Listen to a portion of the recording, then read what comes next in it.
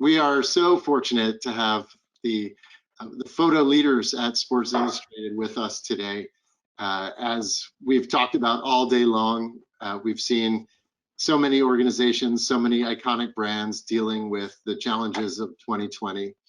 And SI is a great case study in having to pivot creative operations and really entire media approach as the world was shifting around us, and then how to be creative and pivot and come up with new ways of doing things. And so I'm excited to dig into that with each of you today. We'll talk a little bit about what has changed about live event coverage and how you have changed your approach to covering live events. We'll also talk about the rich features that SI is known for and how you've also pivoted and changed your approach to those. And we'll talk a little bit about your visual content workflow. And it's an item of pride for me, of course, because you're one of our early clients using PhotoShelter AI.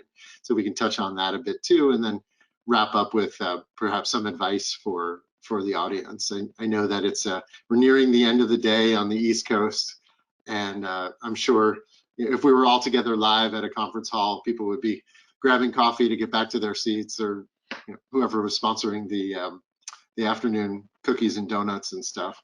But we don't have that, so we just have exciting conversation and engaging guests. So thank you both for joining us today. It's great to see you. So if we could start just briefly, if you could, Marguerite and then Eric, talk about your roles at SI. Sure. So I'm Marguerite Schropp-Lucarelli. I'm the Director of Photography at Sports Illustrated. I have been for the past 4.5 years. And basically we work with our editors in video and come up with story ideas and ideas for making great pictures. We'll work on Sports Illustrated, SI Video, SI.com, and Sports Illustrated Kids magazine. Great. Where do you fit in, Eric? I'm the Director of Photography Operations. So all the behind the scenes type stuff, the nuts and bolts, getting images from photographers in the field to setting up various events, be it a Super Bowl or an Olympic Games. Just really keeping up and maintaining our systems and making sure all the images keep flowing through us and getting out to our various products. Wonderful. Okay, great. So you're both in an incredible position to talk about what 2020 has looked like. You've shared with me a host of images. I'm going to go ahead and share my screen and go into full screen mode. So hopefully you can. Are you able to see the images, or are you seeing? Wait. We're close, Andrew. Yeah, if you hit challenges. Make sure you're sharing your full screen and then hit view full screen. Okay. Under preview. Sharing my main screen and view enter full screen. Still going to all I'm seeing is the guests and myself actually. Interesting. Well, I can see your pictures now, but there's thumbnails. So how about Andrew, how about try hitting that green button in the top left? Sure. Thank you. There we go. Good to go. Excellent. Okay, we're in business. So so this is an opportunity for me to go ahead. Thank you, Kristen, by the way. Ask about just really how your event coverage has changed. And we have a whole series of images to look through here as 2020 and the challenges that it presented unfolded for us. I'll go first, I guess. Yeah. Sure. Yeah, so, one of the greatest things about sports photography is that we follow an exact schedule all year round. We know exactly when every puck is dropped and every kickoff is.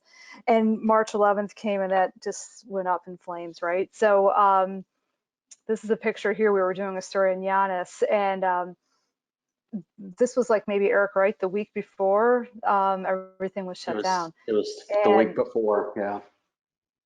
Eric was out in Milwaukee, but it was just to show this frame can go to the next frame. This a full house, right? And what we were left with come August, digital fans in a bubble in Orlando playing in 4 arenas over and over again.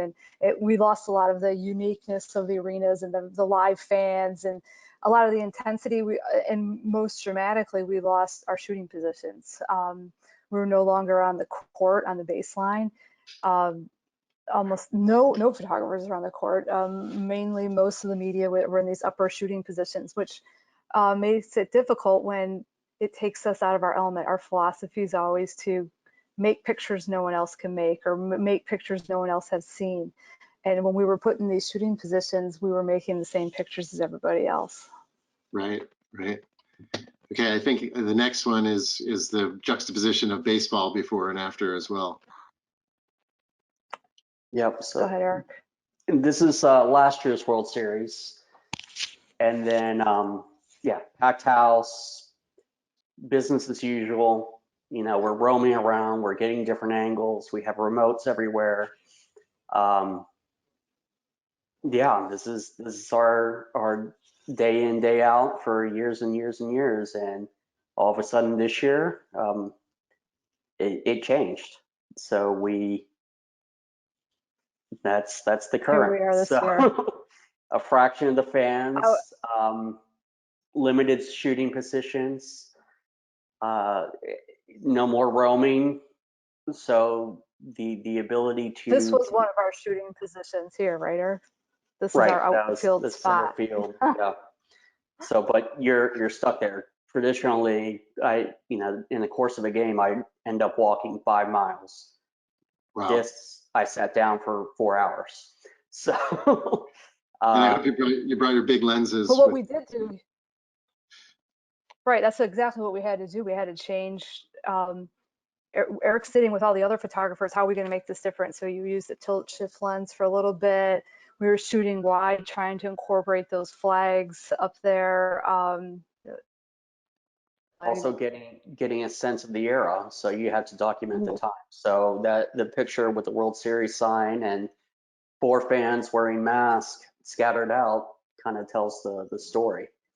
And it's certainly a sign of the times. Yeah, it's a stark juxtaposition before and after. So auto racing is next. Yeah, so here again, a very stark difference from last year. Indy can hold, I mean, I think it's got permanent seating of over 200,000 people. And this year it's, yeah, trophy's got a mask and yeah, no fans. So you have this vast area that's the largest spectacle in sports, or the largest spectator event, and it's empty, totally different. So now you only have spectators peering in through fences on the side of the road and big empty seats. Yeah, very, very different from your normal. This one is, you really get the the full perspective of how empty it was. Yeah, I mean, traditionally this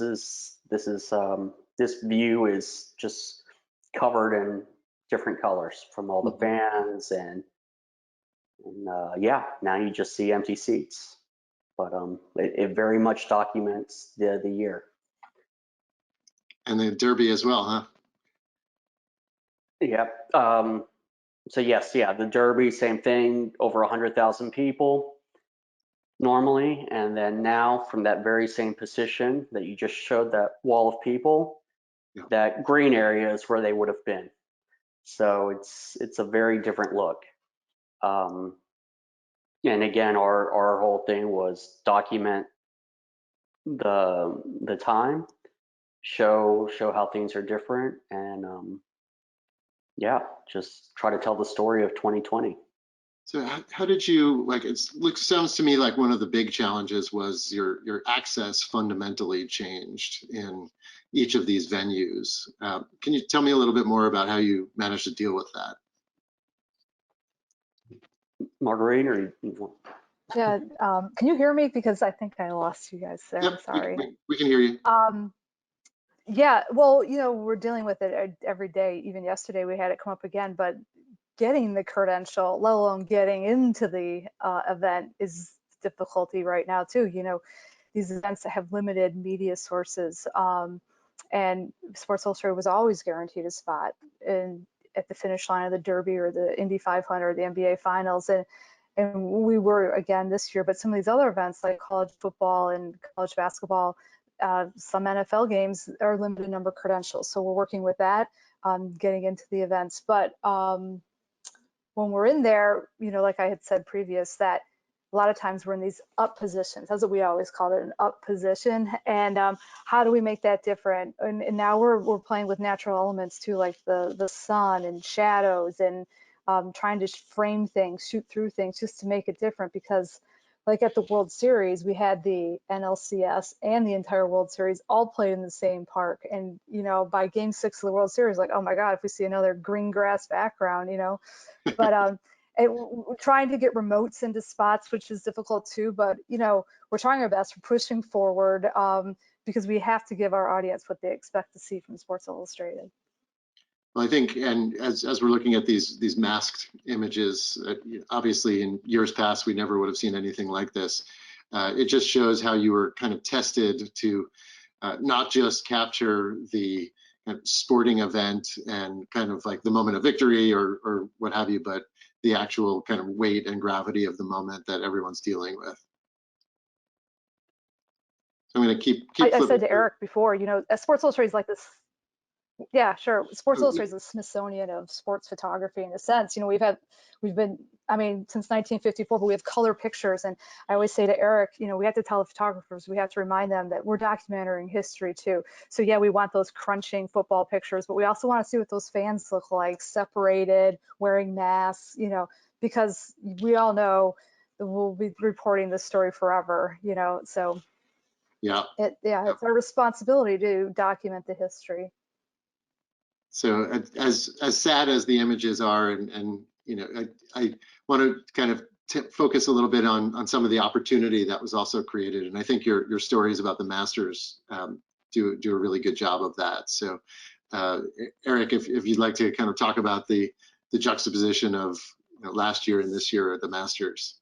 Sure. Well, last year at the Masters, like all other Masters, quite a few spectators, packed house, but there's a lot of things that we had to deal with. At the Masters, we're not allowed within the ropes, and we're kind of in there with the spectators, so it makes it much harder for us to get certain angles and to get into position and to move from hole to hole. This year, because of COVID, there were no spectators, and the rope lines that are normally there were not there. Right. So now all of a sudden, this so now this iconic course has kind of opened up to us, that we're getting angles and perspective of the golfers that we never had before. We're getting to see the course completely clean, without ropes, without wires, without concession stands and spectator stands. You really see the beauty of Augusta National, and also the fact that it was in the fall, so we're getting different light. It's the sun is setting much earlier, and it really gave us quite a few new opportunities. And I think the images that Simon Brody shot here this year are really different from anything that you have normally seen at a Masters. And it really gives you a new perspective on what the course actually looks like. It makes you think, like, where are we on the course? Because normally they're so obvious, the shots, but it looks different without people. Yeah, I love it. I think it's great to see how you you took advantage in a positive way of this new opportunity that was presented with kind of the fanless or more limited spectators in this iconic setting. This is great. Thank you for kind of taking us on a walk through those. I'd love to kind of shift the conversation a little bit to tell me a little bit more about the way that your features actually changed through the pandemic. And I believe you've shared with me a bunch of images in that sense as well. This is a portrait of Cole Anthony. This is actually an exciting COVID moment because, sure, this is Cole Anthony. This is an exciting COVID moment in the sense that usually our athletes are locked up, right? They're in their gyms, they can't go outside. It's like, there's always a reason why, they can't go to place X to be photographed. But with COVID, it was a great selling point. Hey, it'd be safer if we photographed you outside. And so we were able to make this a real positive and started photograph athletes outside. And this is a picture of Cole Anthony in Central Park. He said, sure, I'll go over to Central Park to be photographed. And it's like a really cool, unique picture that we couldn't have created inside a studio. So like you just said, Andrew, embracing the positive. This is, taking advantage of our athletes outside with natural light. The first portrait we photographed going into COVID was DeAndre Hopkins with the big trade to the Cardinals. And we photographed him outside, and I was like, wow, we never get to photograph people outside, so this is pretty great. And this is Michael Lebrecht, the photographer, who photographed that. This is Eric, this was your shoot. This is actually a blind teenage swimmer in Long Island. Mm-hmm. Yeah, but every one of our shoots, we're doing from a distance and pool deck. I'm moving through these a little bit quickly because I'm already getting the I'm getting the what is it, proverbial hook as time is running. I didn't realize how much time we spent looking at the incredible images up front. So I just wanted to excuse me, thumb through a little bit more of these great at-home shoots that you provided as well. Yeah, the NFL draft was at home, and normally these guys will walk across red carpets and $6,000 suits, and this year they were home jeans and sweatshirts at their homes. And so these are portraits of the top NFL draft picks at their homes. Incredible. So if we could shift a little bit gears just to talk about workflow. I know that one of the things that we wanted to talk about was your use of PhotoShelter AI and how that might be changing your workflow. I know you just started using it for the NFL season. So if you could tell us a little bit about kind of the before and after and how that's helping, it would be great. Sure. I'm going to go off the screen share just to make sure I can see your faces once more. So with the NFL, we typically, one photographer will typically shoot anywhere from 2,000 to 5,000 frames in the course of a game, depending on how good the game is and how long it may go, but it's a substantial amount of images. And we'll edit that down to roughly 5 to 8% of the overall take. But that's still anywhere from 150 to 300 images that need to be captioned, that need to be identified, or they just sit in a database that you're unable to find them. And the reality is at that volume, so at a given Sunday, any given Sunday during the football season, we may end up with 1,000 different images to caption.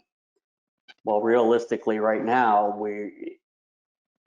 with the various products that we're having to serve, when before it was just a print version and you're captioning specific images just towards that story, you're now needing all these assets for print, for social, for web, for video, and you have to be able to get to them quickly.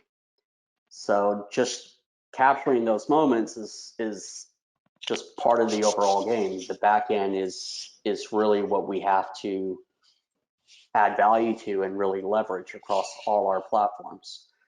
So the AI, it incredibly frees us up to do quite a few other things, because the amount of time that is taken just to ID those images is substantial. And now with the AI, it's done in minutes. And I can't tell you for us what a game changer that is. And have you found it to be comprehensive and also, I guess, useful for the long term? Yeah, it's certainly useful for the long term and also the type of things that you shoot. Now, before we would kind of shy away while IDing from large group pictures, huddles, and maybe a couple guys get caption, or the primary people, or the person with the ball. Now we're getting all the linemen, we're getting the defensive players, we're capturing information that we didn't normally get on a regular basis because of the time constraints and the resources. And now you're getting all those assets. Now you can search for the center of the Titans, and you can pick up the defensive play, and it's huge. So imagine as you're working on features, maybe from the beginning of the season to the end of the season, you can then go back and leverage some of those images that you took earlier on, instead of, it's not necessarily just for the breaking news, the real-time sharing of content in the moment, but really your searchability and the value of the images kind of increases. Of course, and when we photograph games, we're not photographing a game just for that game. We're photographing it to use for the season. And if the pictures aren't captioned, the pictures are almost useless. If time is of the essence. So whether we use it for a story tomorrow or a story a month from now on Tom Brady, to have those pictures captioned, that just adds value to the entire assignment, to every single picture. Amazing. As well as gives me a lot of pride to hear that, of course. It's great to be partnered with you and seeing that you're getting value and benefit from it. So just as we wrap up, any advice for 2021 for the audience as you look towards the potential challenges and opportunities that may lay ahead? Well, of course, we all hope there's a vaccine, right? But I think we, like I said earlier, embrace the positivity. I mean, it's been a really hard year for everyone in every aspect of our lives, especially sports photographers. But be open. We did an entire series of these Olympians swimming in a pond, training in a pond in Indiana. If we weren't open for these ideas and embracing these positivities, we would never have this really cool feature story on that. So yeah, just wild and wacky things are happening out there, and go for it. Great. How about you, Eric? Yeah, to echo Marguerite, certainly take advantage of every opportunity that comes your way. And all these situations where we think we're hindered, or it's not like what we did before, it also pushes you to come up with something different. So embrace the change. Agreed. Some of the best creativity comes from when we're challenged like this. Well, yeah. Thank you both for joining us this afternoon. This was a great, quick, power-packed 20 minutes.